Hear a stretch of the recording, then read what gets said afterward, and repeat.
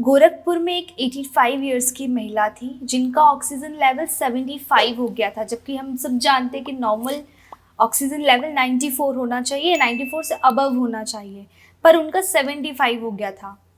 अब डॉक्टर्स ने उन्हें सलाह दी कि आप प्रोनिंग करें। जैसे ही उन्होंने प्रोनिंग किया, विद इन 2 आवर्स उनका ऑक्सीजन लेवल 75 से डायरेक्ट 94 हो गया। ये सिर्फ एक एग्जाम्पल नहीं है, ऐसे बहुत सारे एग्जाम्पल्स हैं, ऐसे बहुत से पेशेंट्स हैं जिन्हें प्रोनिंग से बहुत बेनिफिट हो रहा है। तो ये मैजिकल एक्सरसाइज आपको ज़रूर ट्राई करनी चाहिए और कमेंट करके हमें ज़रूर बताइएगा कि आपको इसका बेनिफिट हुआ कि नहीं। मेडिकल साइंस में प्रोनिंग एक्सरसाइज का यूज़ काफ़ी टाइम से चल रहा है। 1976 में यूएस में कुछ पेशेंट्स के लंग्स में पानी भर गया था, जिस वजह से उन्हें सांस लेने में बहुत तकलीफ होती थी। उनके डॉक्टर्स रॉबर्ट ब्राउन और उनकी नर्स मार्गरेट ने प्रोनिंग करने की सलाह उन पेशेंट्स को दी और ये देखा गया कि 8 में से 5 पेशेंट्स का ऑक्सीजन लेवल प्रोनिंग की मदद से बहुत हद तक सुधर गया।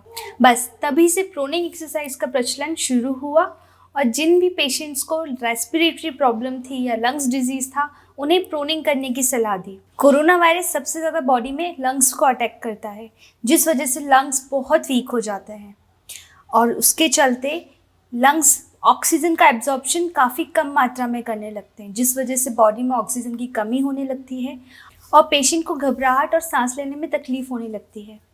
कई हॉस्पिटलों में डॉक्टर्स पेशेंट्स को ये सलाह दे रहे हैं कि जब भी उन्हें ऐसी कोई प्रॉब्लम हो या सांस लेने में तकलीफ हो तो उन्हें प्रोनिंग करनी चाहिए। प्रोनिंग एक एक्सरसाइज है जिससे बॉडी में ऑक्सीजन का लेवल तुरंत बढ़ता है। माना गया है कि प्रोनिंग करने से ना ही सिर्फ ऑक्सीजन लेवल इम्प्रूव होता है, बल्कि बॉडी पॉस्चर भी ठीक होता है और बॉडी में ब्लड सर्कुलेशन भी प्रॉपर होता है। तो आज की वीडियो में हम जानेंगे कि प्रोनिंग कैसे करनी चाहिए, किन लोगों को करनी चाहिए और किन लोगों को प्रोनिंग को अवॉइड करना चाहिए और प्रोनिंग कितने समय तक करना चाहिए। सबसे पहली बात कि अगर आप कोविड पॉजिटिव हैं या कोविड पॉजिटिव नहीं भी है, नॉर्मल है, तो भी आप प्रोनिंग एक्सरसाइज कर सकते हैं। अगर आपका ब्लड ऑक्सीजन लेवल 94 से कम है तो आपको प्रोनिंग एक्सरसाइज से काफ़ी रिलीफ होगा। तो अब आगे हम जानते हैं कि प्रोनिंग एक्सरसाइज कैसी करनी है, क्योंकि अगर आप इसे करने में थोड़ी सी भी भूल चूक कर देंगे तो हो सकता है आपको बॉडी में पेन होने लगे और कोई दिक्कत हो जाए। तो हर एक्सरसाइज का एक प्रॉपर वे होता है करने का, तो प्रोनिंग एक्सरसाइज का भी एक सही तरीका है, क्योंकि ये ज़्यादा टाइम तक करनी पड़ती है, इसलिए आप इसे एकदम कंफर्टेबल पोजीशन में करें। जिन लोगों की रूटीन में एक्सरसाइज शामिल नहीं है, ट्रस्ट मी, आप लोगों को भी ये करने में बहुत मज़ा आएगा, क्योंकि कुछ करना ही नहीं पड़ता, आपको सिर्फ आराम करना है। तो क्या करना है, आपको कुछ पिलोज लीजिए और कंफर्टेबल पोजीशन में लेटिए।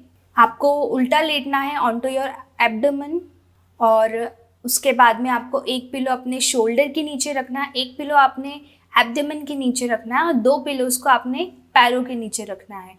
आप देख सकते हैं पिक्चर में मैंने मेंशन किया है कि आप किस तरह से प्रोनिंग एक्सरसाइज करें और आप अपने सहूलियत के हिसाब से, अपने कंफर्ट के हिसाब से पिलोज बढ़ा सकते हैं।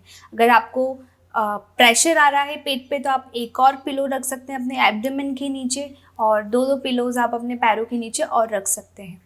एकदम कंफर्टेबली लेटना है, आपको बिल्कुल भी अपनी बॉडी को स्ट्रेस नहीं देना है। आपको ये एक्सरसाइज मिनिमम आधे घंटे से लेकर 2 घंटे तक करना है, जो भी आपके कंफर्ट के अकॉर्डिंग हो। आप मिनिमम आधे घंटे करें, 1 घंटे करें या 2 घंटे करें। अगर आपको ऑक्सीजन लेवल बहुत ज़्यादा वीक, बहुत ज़्यादा कम हो रहा है या बहुत जल्दी ड्रॉप हो रहा है तो आप इसे 2 घंटे करें और फिर एक ब्रेक लें आधे घंटे का, अगेन आप इसे कर सकते हैं। कंटिन्यू आपको 3-4 घंटे के लिए इसे नहीं करना है, क्योंकि आपको फिर बॉडी में पेन हो सकता है।